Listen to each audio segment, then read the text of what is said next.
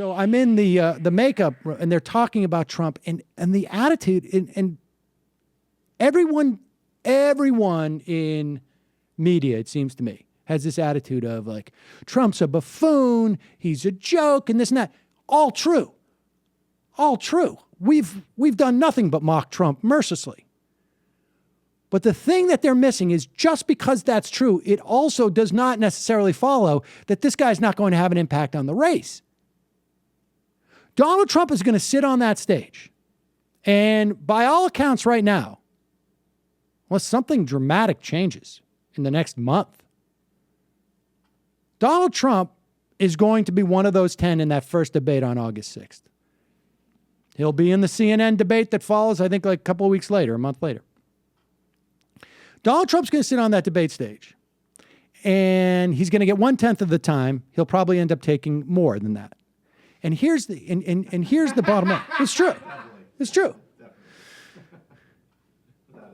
And you listen to the way he talks. I mean, right now he's in a Twitter fight with Jon Stewart. You can't win that fight. He doesn't care. Do you understand that this is all baked into the cake with this guy? He's going to get up there and he's going to attack Jeb Bush. Somebody on Twitter to me said that, well, the Republican candidates say, well, you know, we can't afford, you've been bankrupt 4 times. We can't afford to do that with the country. And then Trump's going to say, I'm worth $9 billion. How much are you worth? I'm worth more than the budget that you had for your state. My enterprise, my personal wealth is greater than your annual operating budget for the state that you ran. And you did X, Y, and Z. You're a joke, sir. And then if somebody, except for he won't say sir. And they're going to say, you know what? We don't appreciate the way you talk about Mexicans. What you say is offensive. Why? Don't you want to build a wall? And like I say, each one of those candidates, they're going to race to their microphone to say, no, I want to build a wall. I want to build a wall higher than you. Are they going to say, they're going to say, well, in trade, blah, blah. Donald Trump's going, I deal with China. Have you ever made a deal with China? You visit China on a vacation. All my ties are made in China. All my ties are made in China. They're going to ask him about the economy. He's going to say, I'm a billionaire. They're going to say, you're just a businessman. You have no government experience. He's going to say, excuse me, are you just disavowing everything that every Republican candidate has been talking about for the past 50 years, that all that matters is business acumen? And you might have Ben Carson and Carly Fiorina standing up there too. I mean, look, the idea that people aren't making a light of Ben Carson versus, I mean, Ben Carson has said just as many moronic things.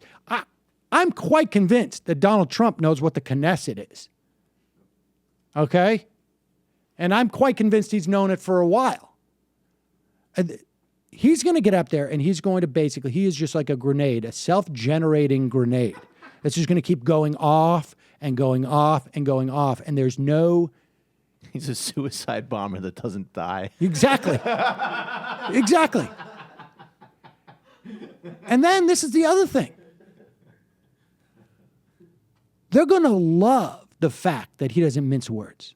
Yep. They're going to, I mean, understand, this is the party that celebrated Sarah Palin.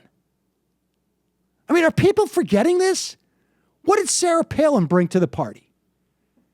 Just the fact that she could make a quip. It wasn't a terribly sophisticated quip. It's just that she told it how it was. I am telling you that Donald Trump, I don't know that he's going to win any primary, but he doesn't need to. He just needs to win these debates. I mean, he's going to, I think he's going to sink Jeb Bush. He may sink Jeb Scott Bush Walker. Specifically, yeah. We got some sound of him talking about how he's going to handle this in the front half. All right, well, we will play that. It's just, when you read about all of these establishment, all of these political reporters talking about what a buffoon Trump is and this and that. Okay, that's all well and good. That's true. I will remind you, one of the other candidates running for president in the Republican Party is indicted. 2, at least, are being investigated by state and federal authorities. Walker and Christie. Jeb Bush hasn't been in politics for 12 years. His brother drove this country into a ditch. Ben Carson doesn't know what the Knesset is. I mean, I don't know what else to tell you. Carly Fiorina. If she's an eligible candidate, then Donald Trump is like, I don't know, 4 billion, 5 billion, 6, 7 billion, 8 billion times more. Believe me, I'm 8 billion times more valuable George than Carly Pataki. Fiorina. Who Me. Who else is in the race? George Pataki. Got Rubio. George Pataki Rubio. is so boring. He makes you talk like Donald Trump to describe him. Santorum. Rubio. Ted Cruz. Rand Paul. I actually think that Rubio is probably the only one who's helped by this. Huckabee. Because I can actually see Rubio responding to, I can actually see Trump saying, like, you're good. I would probably hire you as my vice president. Yep. I could actually see him, I can see Trump making that type of move. But remember, Trump doesn't need his own billionaire, right? He doesn't need his own billionaire. Now, I don't know if he actually has $1 billion in liquid assets. My guess would probably be no. But it doesn't matter because he's a professional. I mean, it doesn't matter. He has his plane. He just flies in and out. It doesn't matter.